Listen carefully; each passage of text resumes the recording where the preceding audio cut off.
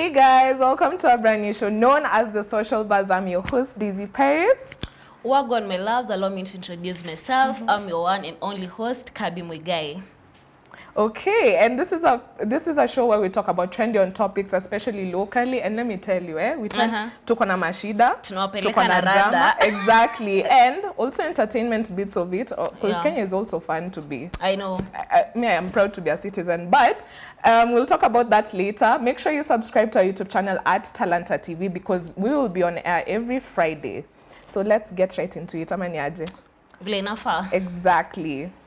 So let's start with what's going on from the past few days from Sunday. There was a fire at Toy Market and Mutindwa yesterday, or well, let me say this week. There's been a fire in Toy Market on Sunday. Yeah. And honestly, people have lost shops that had a lot of things worth millions. Yeah. So it's really affected them.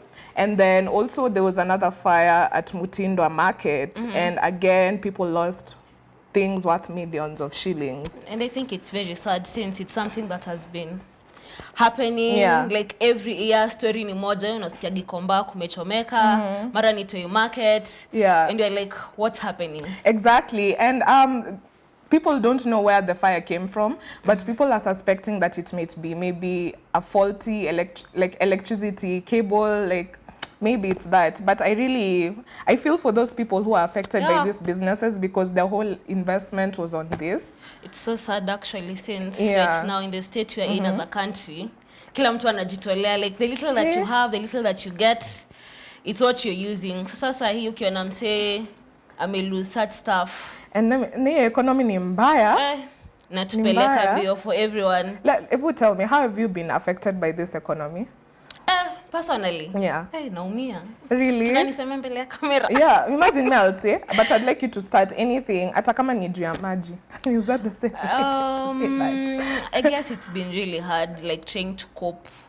There's some things that you have now to turn down, like things you used to do. Yeah. Tuseme, for example, hata tuseme ulikuwa unaenda out weekends, nasema let's go for lunch with my friends, but right now with the state that we're in as a country, I think it's hard for someone to like have that bit smaller maker kando ya kwenda kujibamba and stuff. Yeah. So lifestyle I'm saying a change, inaenda ikichange. Kama ulikuwa una buy makeup ya worth this, inabidi umeshuka so that at least you can take care of those basic needs. It's very true. I'd say even me, I've been affected in such areas, but also I play a huge, like I have so many responsibilities. Okay, let me just say, I have a lot of responsibilities, but now I have to cut down on a lot of things. And I've really felt it because as much as I'm still young, I've already experienced this so much in terms of economy ni mbaya. Kwanza sisi kama Gen Z sahi, you know, people look at us and they feel like we don't have any responsibilities, but I feel like we really do. We really do have responsibilities. We have a lifestyle to catch up with, but one thing I'd like to say is that tusijieke pressure. Yeah. I mean, at the end of the day, it's all about survival. Bora ume survive, bora umemaliza siku, bora umekula. Let's not try and compare ourselves with others. Yeah. The little that you get, shukuru Mungu for what that you've. At the end of the day, you may earn. Be proud of yourself. That's the thing that you're doing at the end of the day. Kuwa proud, because sasa usipokuwa proud for yourself, I mean, who will? Exactly. Who will? If you're not there for yourself, if you're not there to take yourself up in the morning, unaamka ndo unatafuta yako. Who will? So it's all about being there for you. I guess that's the most important thing. Yeah, even now to finally conclude about this economy thing, even the fact that now even digital content creators are expected to pay 15% tax. By the way. Come on. Yeah, I mean. But niliona Jalango pale anasema content creators, they're flaunting their money, they're living, they're showing us magari, mara wako Dubs, mara wako Maldives, sipping their wine. I love tena pia Eriko Mondi. Unakumbuka hiyo time venye alikuwa na flaunt do? Exactly. Eriko Mondi, Mulamwa, even Mike Sonko. You know, even talking about Mulamwa was the one saying that that's too much. That's too much. It's a lot. But it also makes sense since I guess content creators ni wengi YouTube. There are a lot of people who have opened up YouTube channels, but unapata wale wanafika ile level ya kukuwa paid, the number is so small. As much as they are flaunting their money, the number is so small.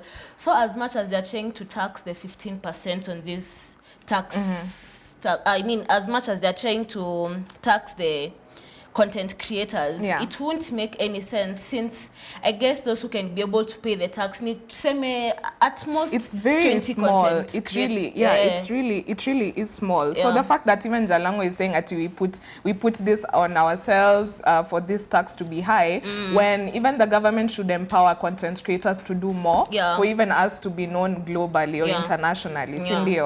So it's not fair. It's fair, and at the same time fair, though we can't really judge us for now. But I guess the government should look into like helping wale content creators wako huko mashinani, those who are trying to you know, or even like unajua ku get hizi equipments za kufanya content creation, it's very expensive, and most of them have the talent but they really don't have that, you know, hiyo do ya kujiendeleza to be where they want to be. Because even the fact that, as you've said, equipment is expensive, and the fact you can't even use a drone publicly because it's illegal. True. So why is that so? Why is it hard for the government to embrace us filming? Like, because either way we're still talking we're talking, or we're really confidently embracing being a Kenyan citizen, or even in the past I've seen content creators being arrested because they're shooting. Bedhe kuna udem aliarestiwa airport. So even after Governor Sakaja made it like legal for us to even be shooting at the CBD, but people are still very highly affected. But it's okay. On to other news. Faith Kipyegon. By the way, congratulations to Kenya. We are doing a great job. And she's really like amekwa gifted. I know. But for those who don't know, Faith Kipyegon is the first ever woman to go under 3 minutes 50 seconds and broke the 5,000 meter record. And was awarded by President William Ruto 5 million shillings for a house. Hiyo ni separate. Hiyo ni separate. 5 million shillings and a house worth 6 million shillings. Wow. What would you do if you're in that position? Nianze kukimbia, lakini na Kalenjins wameweza. You guys are doing a great job. Sisi watu wa Mount Kenya nilikuwa ninaona our deputy president saying that I wish us people from the Mount Kenya region, we could have discovered athletics as a talent, ama we could have started doing it kitambo, cause tungekuwa tumepelekana nayo, cause I guess this is a lot. This is nice. That's around how many? 11 million. It's actually 11 million. That's a lot. But on the comment section I saw a lot of people complaining that the government is complaining the way gava haina do, and at the same time you're still gifting 11. People thought that 11 million is a lot. Because even speaking on that, I know for a fact that civil servants are also very affected by how Ruto's administrations are not giving them, paying them well. Even in terms of allowances, they've been cut short with the civil servants. So I don't know, wanasema wanado, lakini wanapeana hizi pesa zote. So what's happening? It has its positive side and also the negative side, but congratulations to Faith Kipyegon. I'm very proud of you. Actually, to add on that, we also had Ferdinand Omanyala. Who was also given the 2 million. I guess people really complained because he has never received an award. So people were like, is it because he's a man? Isn't he a journalist? No, not really. Not really. So people were complaining that maybe is it because he's a man that he's not been awarded, and najua watu wanasaidia at times. So our president gifted him 2 million and asked him for tea at State House. So finally it happened. Finally he was. So it's because the audience, the people started complaining. But President William Ruto, in my opinion, I feel like he should keep his promises a lot of times. There's so many things that he's promised that will happen that haven't happened, you know. So but that's a great thing as well. True. So on to the topics on a lighter note, yeah, more entertaining. Sijui nianze na Kamenegoro. Eh? Yeah, Kamenegoro was seen washing omena with disinfectant soap. She had a show with Obina on YouTube. So I guess the husband was also present. I guess kwa hiyo vidani mona jibunza. Yeah, so unaoshanga omena yako na do you like omena? At the end of the day, tunasema it's all about cleanliness, but I guess your cleanliness imepita kiwango. Do you like omena? First of all, I don't eat omena, honestly. I also don't like omena. I like fish, but I only buy omena for my cat. For your cat? My cat loves you have a omena. Cat? Yes, I do. Usinijudge, mbona umeniangalia hivyo? Vile tu economy ni mbaya sahi. Itabidi, eh? But yeah. I guess I saw a lot of people commenting that, you know, pole nimekukachote, hebu maliza kwanza. About Kamene washing her omena. You know, with omena, soap. I guess people have like a, what should I call it? They have this mentality that omena is dirty. But with soap, disinfectant and soap. I mean, you didn't see anything wrong with it. Ni kama kusanitize. Utairinse vizuri na maji moto. I didn't see any problem with that. Are you serious? Actually, if I was her, if I was in the same shoes, ningeziosha pia mimi na sabuni. Wallahi tena. Sasa kama hizo vitu hazipangi safi. Sasa kama hiyo soap iko na chemicals, have you considered that? So you would do that? Yes, personally I will. No lie. Comment down below what you think about that, because why me seriously, that's crazy. You know, I've seen that white people do that, but I never saw like a Kenyan or a black person. Actually people wash fruits na soap. White people, yeah. Yeah, we've seen that with white advisable. people. Yeah. And actually depends it's on advisable. the detergent. Yeah. Nimeona hata mayai. You see, of course, si ati umefungwa kwanza. So the eggshells wana sugwanga na sabuni, but I guess that's okay. Yeah, it's okay. It's okay. Hata fruits, kuna detergent, kuna specific detergent ya kuwash fruits. Guys. So you support it? Yes. Hey. Next on, Karen Nyamu. Yes, tell us more. Yes. So Karen Nyamu offered to help our Gengeton artist Ngesh Kabeve Kazoze. Uni bebe hatambere ya Kerende. I know you guys have heard about this one, but recently actually it was Nini put down on YouTube. Yes, it was. I don't know why, but I guess it's because of copyright. But I guess Karen Nyamu has done a nice thing to promote Ngesh, because that's good talent. It's great talent, but it's quite funny how she started trending over those the lyrics that she had on a song. And you know that song she was you know what's the name of the group? Mbona nimesahau? Spider Clan. It's called Spider Clan. So have you seen the full music video?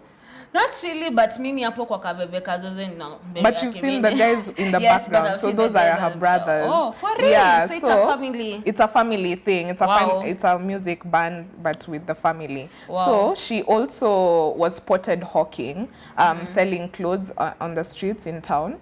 And that's why people are saying, oh, why aren't we still supporting young talents despite even getting a record deal, getting her teeth fixed, you know, all of that. But alipata braces. Yes, alipata braces. Yeah. But we're going to talk more about that, but we'll take a short break. So make sure you stay tuned as we discuss more on our new Gengeton rapper, Ngeshwa Vasha. Yes! We'll be back in a few. Yeah.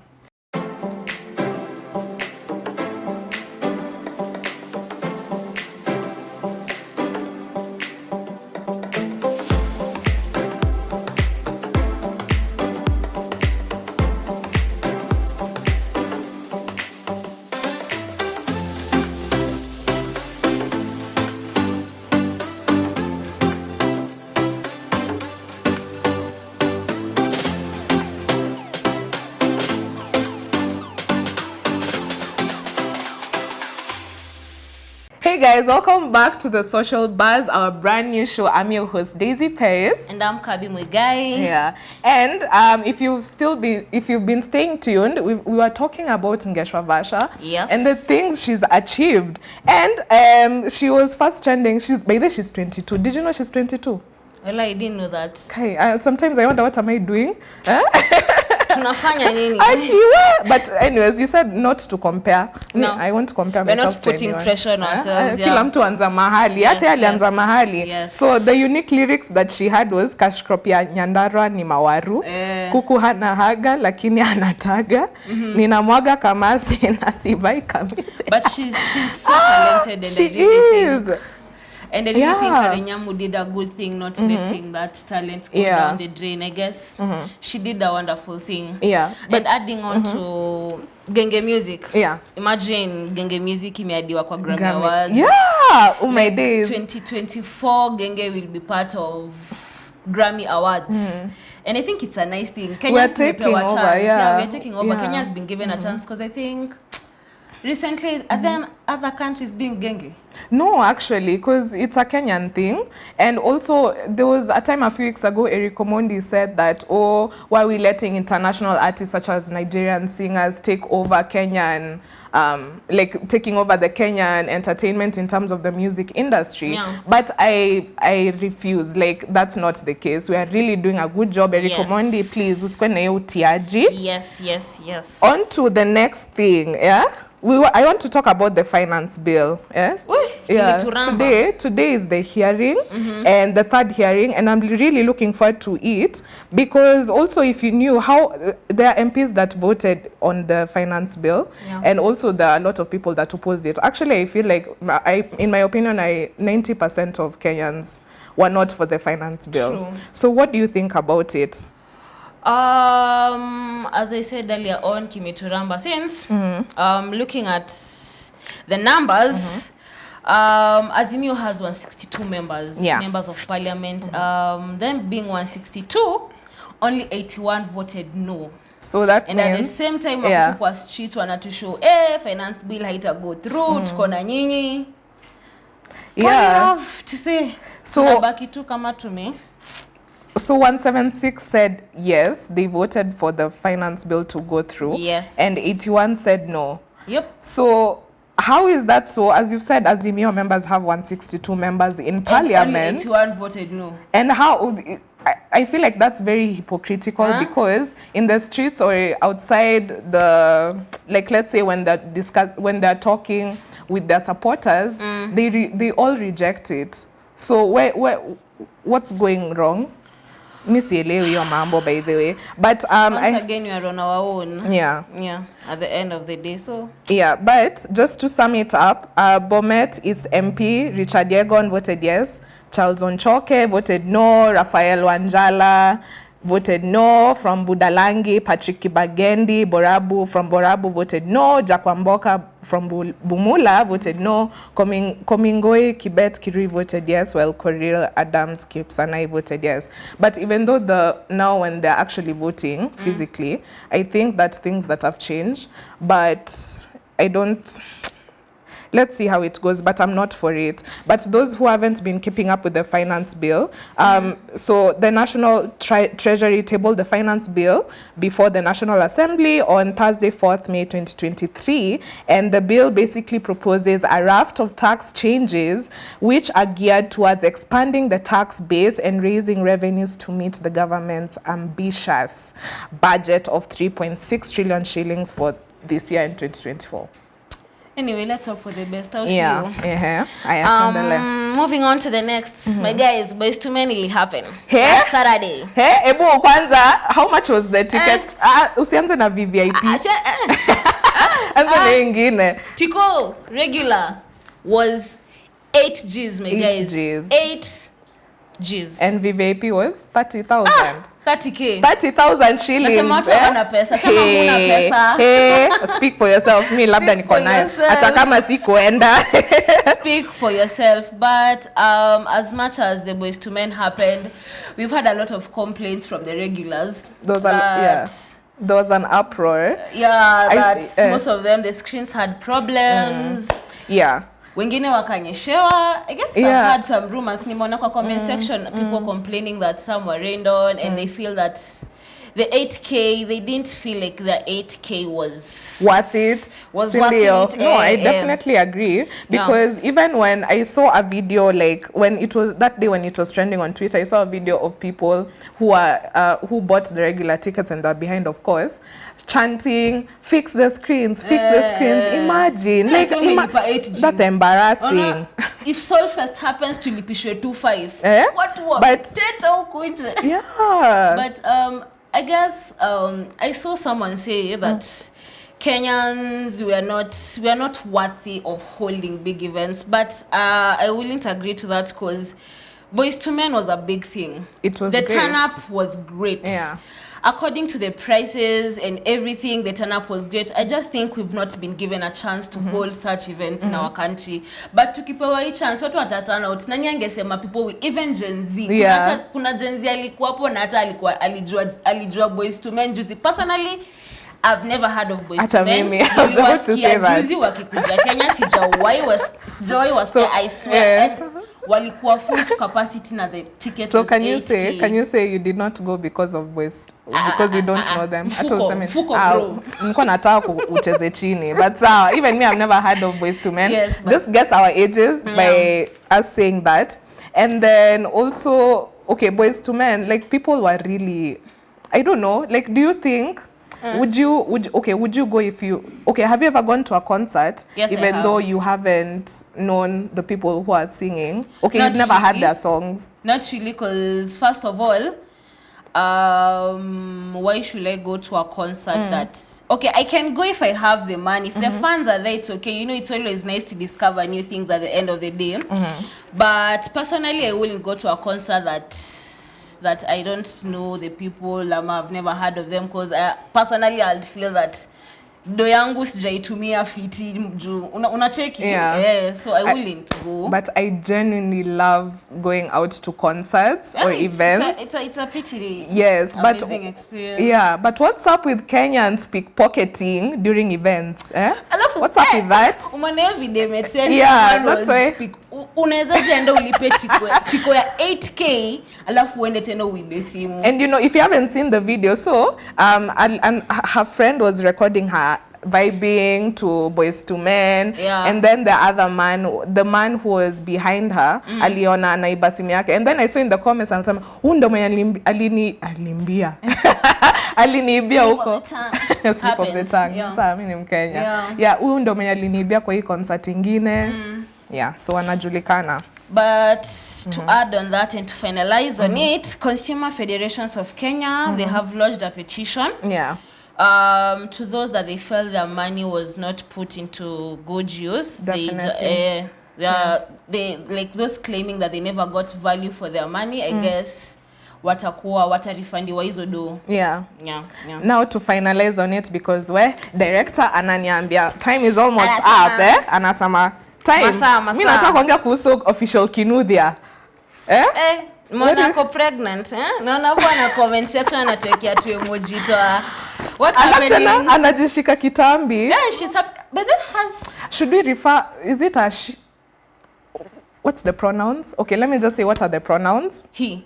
Let's just choose he. Sindio? So even now him saying that, I saw on the comment section Ajib Gadon is saying we wacha zako bana. Imagine even your own friend is saying, because of course it's cap.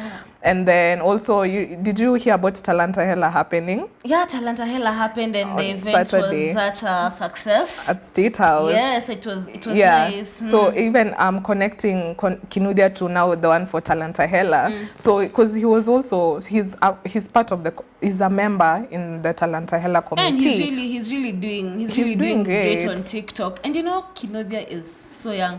The guy is around, I think 22. 22. Yeah, 22. But he's people made were massive moves. And despite that, everyone will have haters if you're making it. Watu watasema vitu za. Haters gonna hate. Yeah, so he dressed, of course, in a feminine, like dressed feminine. That one. Way. In a feminine way. And people were criticizing how his makeup was done and his hair. What walikuwa nasema, "Hey woman," because the person who did his makeup also did his hair. And okay, the hair wasn't as good, but I think that, like, why are you hating? You get, you know, at the end of the day, hata ufanye nini watu wataongea. Yeah. That's what I was saying. You do you. You do you, because at the end of the day, people are always gonna judge. And exactly. If you're that person who listens to what people say, manze utawai songa. So you do what you do best. Yeah. Yes, na director wetu anatuambia. I think that's it for now, but I think we've done a good job for our first brand new show, Social Buzz. Make sure you subscribe to our YouTube channel at Talanta TV. Also follow us on our other social media platforms. Instagram at Talanta_Institute and Twitter Talanta Digital, and even we're on TikTok. Yeah, on TikTok. But now it's the other Talanta way. Institute Talanta. Talanta. Yeah. But we have amazing content. We'll be up this show will be up every Friday. And I have been your host, Daisy Paris. Hostess with the mostest guy. Yes, and see you again next time. Bye.